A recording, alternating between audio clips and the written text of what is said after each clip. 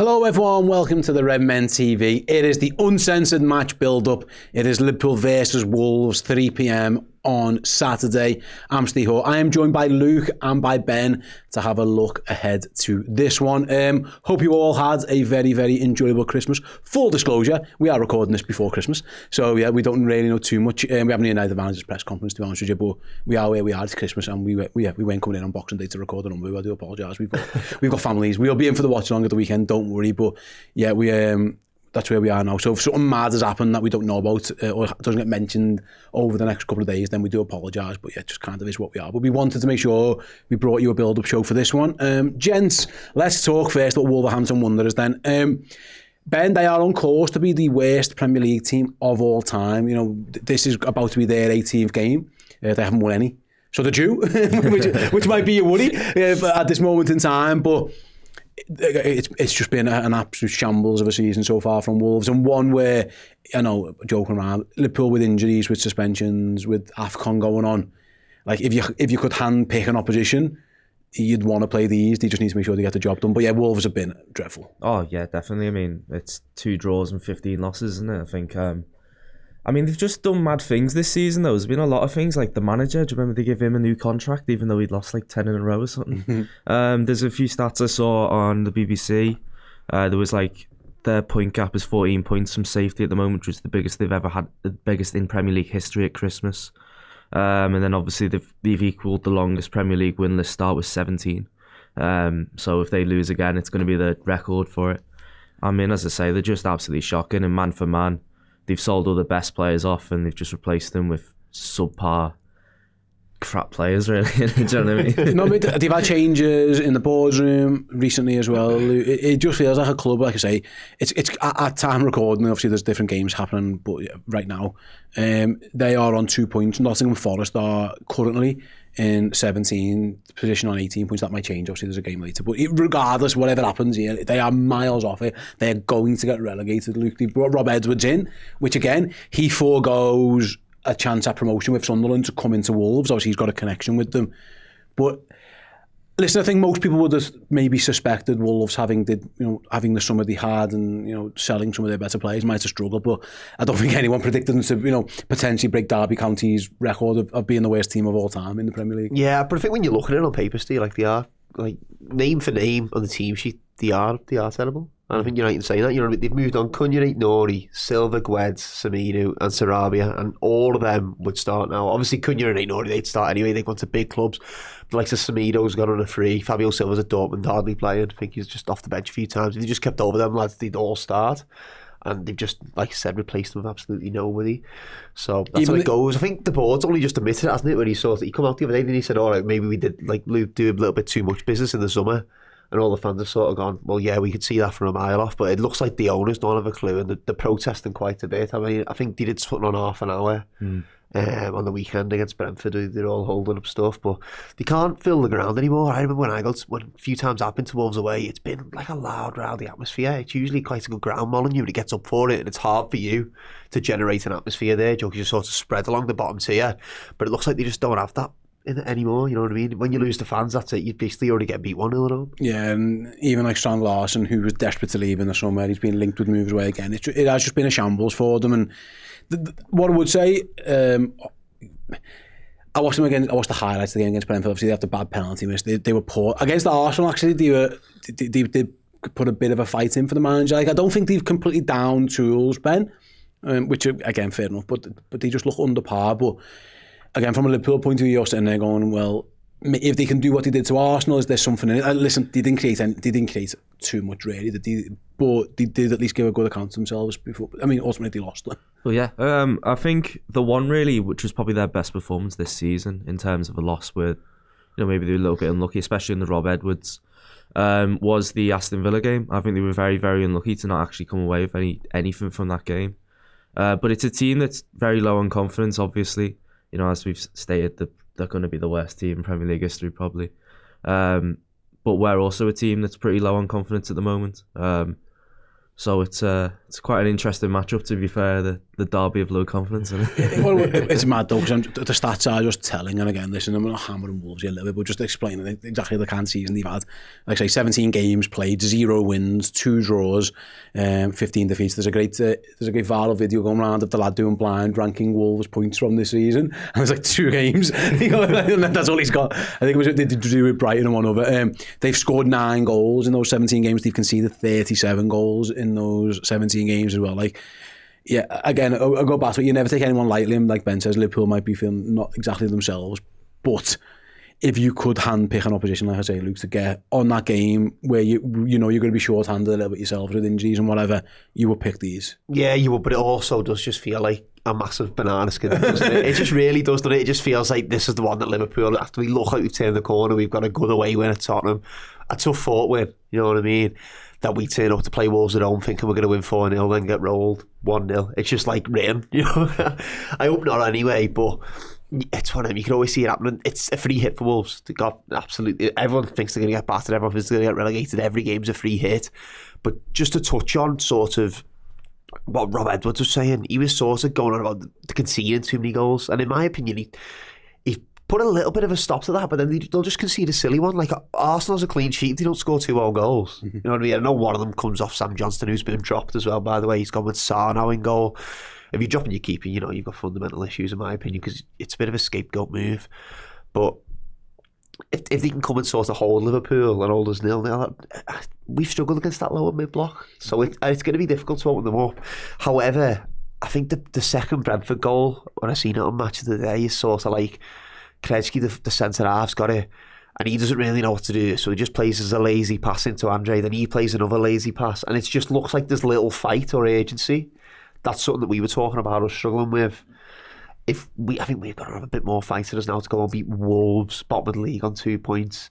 If they're lacking that fight and agency, we should roll them. We really should. It'd be interesting how they do, because he's kind of tried to show, it's weird because he's tried to show them up, Ben, by going to like a back 5. It's Wolf, isn't he, who plays kind of off the left. They've used sometimes Keanu Hoover or sometimes Doherty as like a right wing back, and then more often than not 3 centre halves, and then Andre sitting in front of him. He's doing his best to make them watertight, but they're just not. Yeah. And that's the point, is that he's almost forgoing attacking intent a little bit to try and keep the defence solid, but they're not that solid, and then they just don't score. The Rob Edwards thing is fascinating, though. He's obviously got a connection with Wolves, and maybe got a decent money, and maybe he's been promised X, Y and Z, because they're going to go down and it's a rebuild. But it was an interesting decision to leave Middlesbrough this season, with a chance that definitely being in the Premier League next year. If I said to you now who's more likely to be in the Premier League, you would say Middlesbrough over Wolves. So even the manager situation is just a little bit strange as well. Yeah, it was a really strange move, I think, from Rob Edwards. It was like, you've got a solid base there at Middlesbrough, the fans love you. You've got a great squad as well, and he just left it and went to Wolves, who, as we've said many times, they're absolutely awful. But obviously he's got a connection with the club. He obviously was the interim manager in 2016 as well, and obviously he did all his coaching badges there when he was coming up as a coach. So, as I say, it's still really strange. But the first job, when you come into a job where a team's leaking goals, is to sort the defence out, and that's when you can start building and thinking about, you know, your attacking plays and such. You just sort out the goals, stop the goals, like going in, losing 5-0 and such like that. And then you build on that, really, isn't it? And by the way, that fella called Wolf is a fantastic player for Wolves. Like, yeah. If you're going to play Wolves, be Mr. Wolf. I do wonder at this point, again, we're only days away now, Luke, from the January window. Are there any players there just thinking, just get me to January and get me out of here? I think Strand Larsen definitely is one of them, and maybe and I understand like shop window at the weekend kind of stuff, but I just, you mentioned before against Brentford, I agree with you. I didn't think they'd give up playing for the manager, but the half looked a little bit just, I don't know, just like lazy, or just like they look like a team which is obviously what they are. They were just lacking in confidence a little bit. I think, you know, if you're one of these lads now, they all know they're going to go down. Are you fighting for your place in the squad next year? Do you want to be a championship player? Are you looking for the door in January? Because if you're about to play Liverpool on the 27th, there's a world where you know what, I can really make a name for myself before the window opens.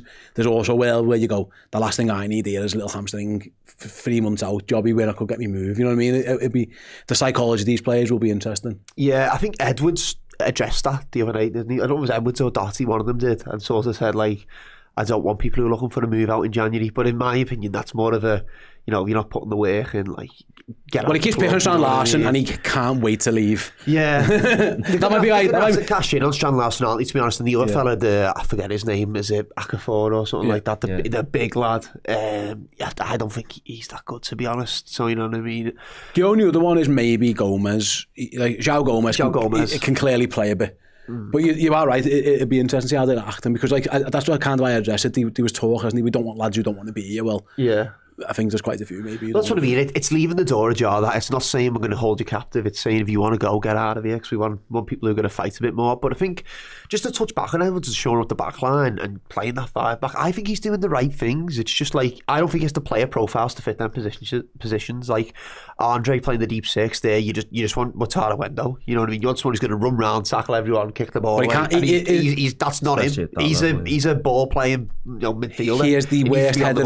He's the worst midfielder in the air. I think genuinely the stats are like, in terms of, like, was it 3% aerial duels? I think it's 3.3% of his aerial duels won. It's like 3 headers out of 64 or something. Everyone just stands someone on him, and he can't. He's Liverpool link with him. He can clearly technically play, but yeah, he's being asked to do a job that he can't do. So yeah, Wolves, as unsurprisingly, are a bit of a shambles. They did show a little bit against Arsenal, but again, that kind of reflected a little bit on Arsenal. What it did show, Ben, moving on to us a little bit, like even at that, you know, again, team who might be the worst Premier League team of all time when the season's over, we'll see. If you take anyone lightly in the Premier League, you can get a kick up the arse. I mean, Liverpool needs to be switched on. Arsenal, I watched that game, a bit of it, and Arsenal just went through the motions, especially when they scored. Obviously, yeah, we're just going to win, and it'll be fine. Like, you can't go through the motions in the Premier League, because you can get a bite and tail. If not, like, say, for a very, very late own goal, Rob Edwards walks away from the Emirates with a point. Liverpool needs to still be on the game. And I think with the way this season's panned out, there's no moment in this season that we can really sit back and expect to win a game. I think it's very much at this point that we just need to keep winning games. So we've turned the form around a little bit, but it needs to be consistent now, and we need to stay on it. And definitely this game is a real serious potential banana skin, I think. Yeah, they're going to have to all be switched on. It reminds me when Luton rocked up under Edwards last time, actually, and they were beating us 1-0 last time, and Liverpool had to then go, oh fuck. And then, to be fair, they come alive and they upped it, but at that time, we were a bit of a better team. So up it, you've got to be really, really careful. Again, we are recording this before the manager spoke to the press, so I do apologise, but some things we do know in terms of team news. Obviously, Mohamed Salah away on AFCON duty with Egypt. Dom Sobo's 5th yellow card of the season against Tottenham means he's suspended, which is an issue for Liverpool. Obviously, we know Alexander Isak is out injured. He's going to be a while. The rest of it, we're still a little bit up in the air on the likes of Gakpo and Gomez and Bradley, Vert as well. But so we don't know too much. So, but what we can talk about, Luke, then, is the no Sobo. Because whatever the manager's clearly in recent weeks, even before Salah went to AFCON, he had the plan of Szoboszlai and the 5 midfielders. We don't know how many of them are left at this moment in time, but you know, either way, again, if you're going to ask Sobo to miss one game, Wolves at home is the one where you think you should be able to get through. But he has been such a vital part of our team. It'll be interesting to see who brings that energy and all that oomph without him. Yeah, definitely. He's been integral, really, hasn't he? He's been the man with the legs, and we've all been raving around him all year about being possible captain material. Hopefully, he's talks of a new deal as well, isn't he? I don't know if that's confirmed or not yet, so hopefully he gets that signed. But yeah, if he's got to sit this one, statistically on paper, this is the best one to sit for him. You know what I mean? And you'd rather him at Leeds, especially after that, like, free. If he can be back fit for Leeds, fully fit, that'd be great. But if you want to put him through the grueler and play him an hour, if he's fit enough to do so, why not? In my opinion, I just want 9 points. Over the next 3 games, we've got the 3 at Tottenham. If we can get these 2, that puts us in a really strong position looking ahead. Sorry, he is suspended though. Yeah, suspended. You can tell how drunk I was at the match, by the way. I had no idea he was suspended. He got his 5th yellow. He got his 5th yellow. So he's definitely. That's what I'm saying. God, sorry, I was hammered. He's defo out. Which again, that's the kind of point though. Is like they're gonna have to do it without him, Ben. And again, with other injuries and issues around it, someone's gonna have to step up, because he's been the man who has stepped up more often than not this season. Yeah, I think Curtis Jones will be looked to really step up in that role. I mean, he's stepped up in the past few weeks as well. Obviously, we've had a lot of issues with the midfield this season, and I think Curtis Jones has been, other than Szoboszlai, the standout for me. Is someone who's really took that mantle and gone. I mean, after that PSV game, I thought that interview was very integral, where he was like, well, we just need to go out and just, fight and stuff like that. And I think he'll be the man that Slot looks to really bring that energy back into the team. But I also wonder with this game if this is the moment really where, I know we've got a lot of injuries and such like that, but is this the moment where he sort of rotates it a little bit, tweaks it a little bit, because obviously we've had so many games. I don't think he's. Like the problem is that's the problem, isn't it? A lot of them are going to be forced. So Alisson, Van Dijk, Kanate will all, again, unless something bad's happened, they're all going to play. Jones, Gravenberch, McAllister all seem okay. He's got a choice at left back. He's got to figure out who's going to play right back. We're not quite sure yet. Like I say, Connor and Gomez. Frimpong's back available. He could be in there. And then obviously in attack, Ekatike will start. It'll be interesting, Ben, if obviously we know no Isaac and we'll see where we're at with the others. Is it finally time that Chiesa plays? Because we've been saying this for a while, but Liverpool are they are low on options. Like I think potentially up to like 8-9 players could be missing. Like he's going to have to use his squad here, and the likes of Chiesa, Rio and Gamoa, who have been bit part players at most over the last few weeks. It might just be right, lads. We need you today. Yeah, I definitely agree with that. I think this is the moment Chiesa needs to really play, because you've got these players in your squad, you've got to use them. Do you know what I mean? Especially in a moment where Isak's obviously got that big injury. We think it's a big injury. I don't think it's been confirmed, has it? But we know he's going to be out for a while. Mate. It looks to be a broken bone anyway, doesn't it? So he's going to be out for a while, as you say. So I think this is the moment really where we need to see Chiesa come into the team. But obviously it goes off what slots acted in the past few weeks. You can't be holding your breath on that one, surely. No, that's one of them. I would use. I'd love to see him play, but he's just not going to play, is he? He'll just play somebody else. He might not have it. That's my point. We don't know where he hasn't gotten that many options in there. You know what I mean? I much reckon he'd rather tweak the system than play Chiesa. I'm fully. That's what I think his head's at. I'm with you, mate. Honestly, there's a world here where he's got like 12 players though. And Chiesa might be the 12th, by the way, and it might be Rio who goes in, but he's going to have to figure something out, and what he'll be desperate.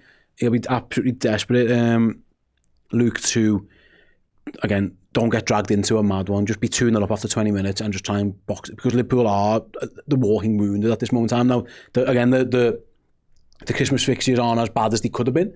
You know, being out the League Cup meant that they had a full week off between. They have weeks off between games. You know, Brighton to Spurs, now Spurs to Wolves, and then obviously Wolves to Leeds is actually quite still a big gap. You know, from December 27th to New Year's night, they're still giving themselves like five odd days there. So the gaps are okay.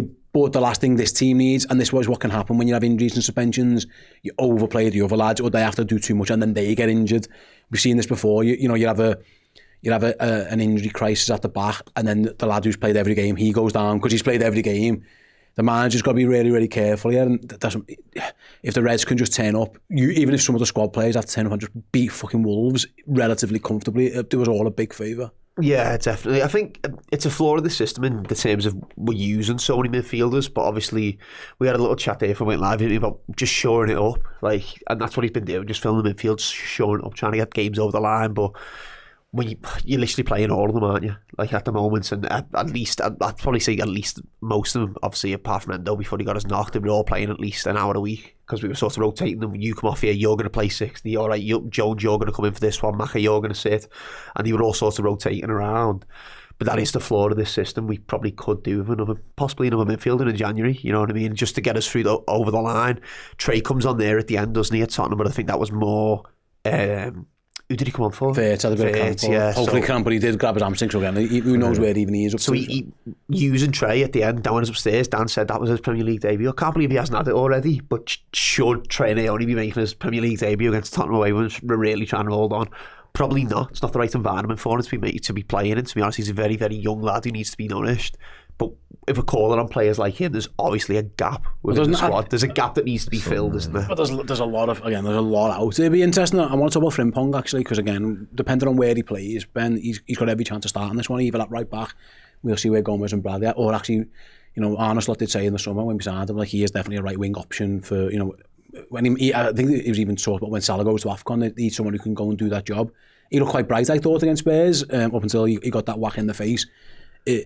I think Liverpool's team, one of the fundamental issues we've had is the lack of pace in the side all season. We just look slow at times and methodical. And I thought maybe it's a bit, sometimes maybe it is a style of play thing, but also we haven't got lads with massive bursts of pace. He has got that one.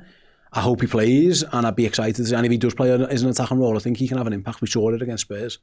Yeah, I think with Frimpong, it's one of the interesting things about this season because a lot of people have made their mind up on him, and you know what I mean. I just don't think that's fair. He's been injured basically the whole season, but when he's played, it's been quite exciting. I mean, the Community Shield game, he was playing it right back there, and the impact he had in attack was pretty good.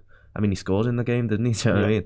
That ability to really just get the ball out and out winger just down the line. With That's the thing. As well, it's just something we haven't had. Get into the byline. Yeah. Like, it's again, the way Salah and Gakpo, when they play their Verts play, they are the inverted wingers.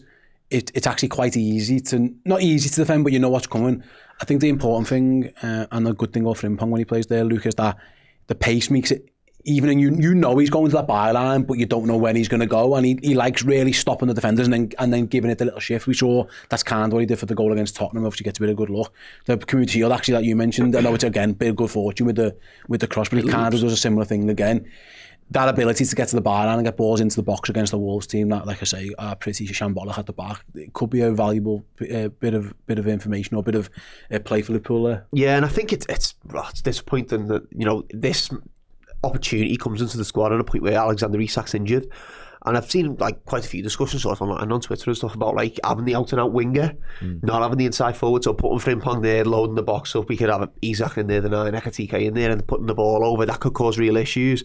It's just a shame that Alexander Isak, as soon as he gets firing, he's got a knock. But yeah, I think Frimpong, he's something different. He's something that we haven't been used to, sort of having an out and out winger. The last time I can think about us having an out and out winger is probably Jurgen Klopp under Luis Diaz. He used to get really wide, get chalk on his boots, then come back inside. But even then, he's coming back inside. You know what I mean? He's trying to get it onto the right foot. So it's something different, but something I'll be open to trying. I think Gallagher away, I have slated on me for what Gallagher away. He just looks so one-dimensional, but let's give it another go. You know what I mean? Plus, I also think he was playing a lot further on. He had less defensive responsibilities, and they were also sort of doubled up on him. Tough away ground, Europe. See what he can do at Anfield. He might be right back though. We'll have to wait and see because Liverpool. We'll see how that one goes. Right then, that is it for that little part. We're going to have a little look around the Premier League, and then we'll come back to our score predictions for Liverpool versus Wolves at the end. Like I say,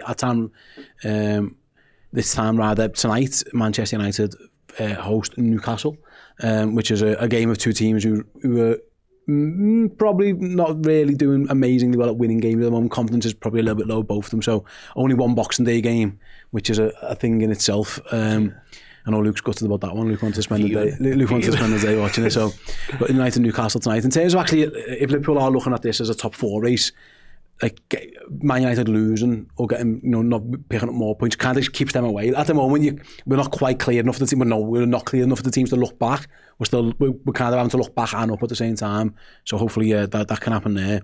In terms of the title race, City go into Forest on Saturday morning.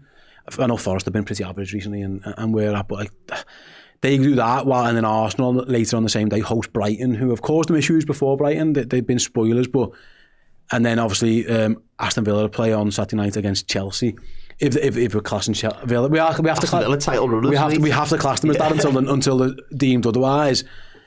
I would be shocked, Luke, if all 3 of those potentially won. So you might be expecting more twists and turns in that one. Yeah, I reckon Man United at Old Trafford have been poor, if you ask me, and I think that Bournemouth game was a big example of that. Both teams just looked absolutely wide open. Premier League classic, by the way, from the neutral. I loved it. But if that was Liverpool, I would have been going absolutely ape. I would have been fuming. So I reckon that's definitely it for a big game. I think Newcastle, to be honest, they need to get a win somewhere. Like winning 2-0 at home against Chelsea and then throwing that away. Like I know the free kick from Reece James is unbelievable, to be honest, posting in. It's not even like right in the corner. It's nice and low. It's a good height for the keeper, really, but it's just the accuracy to put it at the post and in is absolutely brilliant. But yeah, I think Newcastle would maybe be looking to try and get a result there. They're going to need it as well, because if they're not in the Champions League, that's going to cause them some PSR trouble. And who was City going? City go to Forest at 12:30. City will roll them. I think City are just in form now. That's Man City are just Man City again. That's it. What do you think? What do you think? He hasn't done a lot really. What do you think of Arsenal against Brighton? Because the 2 teams are going to go up against you. Arsenal are in good nick. I know they've won a couple of games, but they've been, I think, again, we mentioned that Wolves game earlier. The Everton game, I thought they were poor. Yeah. And they definitely should have the penalty conceded after getting one themselves. So Brighton, we saw it at Anfield, they'll just play, and you've got every chance of getting against them, but they're not going to change the way they go. It depends what Brighton turns up, though, in my opinion, because the Brighton that played West Ham at home a couple of weeks ago were absolutely crap, and then the Brighton at our place probably could have got a result out the game, but just didn't take the chances. So I think they're a bit up now, and it's whether they turn up or not. I think what's interesting about Arsenal in this landscape is last season, like these games, they'd lose them. Yeah. But like looking at the Everton game, like I always remember them always struggling at Goodison Park, but they got the result. And I mean that might be the difference this season with Arsenal, unfortunately, where they get results where usually they'd slip up. Yeah, they it is. Yeah, but like I say, they're just squeaking over. We'll see how they go, and then I feel like they've got a hiccup coming there. Well, they have like, 2 own goals to win against Wolves. Against Everton the other night, I was watching back on the bus on the way home. Like, they were dreadful. It's a silly penalty, and like they just don't look that convincing. And they should have, and Everton definitely should have had a penalty themselves. What's a good result for us in Chelsea Villa? I'm trying to figure this out because a draw probably is the best. I was just trying to think because at some point, and John Maton's been saying this on Final Word shows. We're almost at a point now where the top 3, the gap is going to be so big that it's almost going to be a shootout for potentially 1, maybe 2, depending on the coefficients of these Champions League places. That's the concern Liverpool got with this Villa thing in Chelsea is that you always want to be, you want to be chasing 2 spots. But if Villa can listen, their run's been amazing. They win every week. If they can go to Stamford Bridge and win, that gap is massive. It gives Liverpool a good opportunity to then get into 4th place. Obviously, we'll have played before that game, so we'll know exactly how that's gone, Luke. But that's fascinating. That this Villa thing is becoming a real. Oh yeah, they not only are they getting in title contention, perhaps, but like they're really making a really good fist of this Champions League qualification thing. Yeah, I think it's hard. I personally, I draws the best result for us, but I want Villa to win because I'm sort of on that like Leicester City bandwagon where like I put our hopes to the back of my head for now. And I'm thinking, Villa are the massive underdog. Go on, you chase them down, and then you stay above Chelsea, and then just try and then get yourself into a season running with Chelsea aiming for that. Man, this isn't ruling out Liverpool eventually catching Villa. I'm just thinking. I think it's like a 7-ish point gap now. If it gets to like 10, that's a mentality that for me as well. Because like to be honest, if we win the next 2, so we beat Wolves, we beat Leeds, and then we get a result at the Emirates, like things can change. I'm dreaming like we're thereabouts. It's about 6 or 7 points. Then you know what I mean. It's there's still a full half season of football to play. There's still 19, 20 games left. Like. I am in dream world a bit, but like, it could be back on. Like. 20 on the bounce. Yeah, so let's just go and do that. What Aston Villa have just done, that'll be fascinating. And then again, of the teams around us, Sunderland hosting Leeds, a Sunderland team who lost a lot of their players to AFCON. Leeds are in a really good nick as well. So there's plenty of good games they're stuck into over the festive weekend. Just not on Boxing Day, much to Luke's annoyance. Utter woke nonsense. What are you going to do? What are you going to do on Boxing Day? I don't even know. I was actually. I think there's still some championship. There's EFL. There's a whole. It has to be like a big championship acca, like and just in the pub, couple of pints, be all right. So you do Accrington both teams to score, and you're sweating on it towards the end. We've all been there. Right then, score prediction before we finish, Ben. I'll start with you. Liverpool hosting Wolves. Surely they're going to win. I think 2-1. Fuck me, that's dreadful. But it's true though. It's just going to happen. Let's be honest here. But the thing is with Wolves, I mean, if they score right, I might cry. Mate, did you see the United game though? Like when they played United, it was like they're fucking crap, lad. They made Mason Mount look like Messi though. I'm going to go really navy as well. I'm sorry, Steve, because we've been on about this being the banana skin for weeks. I'm just going to say 1-0. I think we'll win 3-0. I hope so. You make me look negative now. Listen, if they win, they win. I'm just really worried about it because it just looks like such a free hit for them. Like, yeah, no, but mate, they're the worst team ever. I've got to back Liverpool with enough. Hugo Ekitike gets the job done once again. Is what Mr. Reliable. Do you know what concerns me though? I don't know if you saw the Matt Doherty quote from the last game. So it was like, do we want to be remembered for fighting until the end of the season, and do we want to be remembered for being cowards? Yeah. So I'm now terrified they're going to turn up and just. Well, where's he been for the last 17 games? And they haven't won it. What's happened there? Like 35. It's all I say in that, isn't it? Saudi, why didn't you say that with like all those other 17 games? Like, if I swear to God, they rock up against us and play like fucking Milan and just like defend resolutely and I'd be absolutely furious. Wolves, just don't do that. Right then, thank you very much everyone for watching or listening to this episode of The Final Word. I hope you had a wonderful Christmas. Hope you enjoy whatever it is you've been getting up to today on Boxing Day or about to get up to, and yet we will have a watch along. We will all be back in the studio on Saturday midday. Obviously kick-off is 3 o'clock, so we'll be live an hour and 20 minutes before that. So even I know I can work that one out. We'll be live from about 1:40 p.m.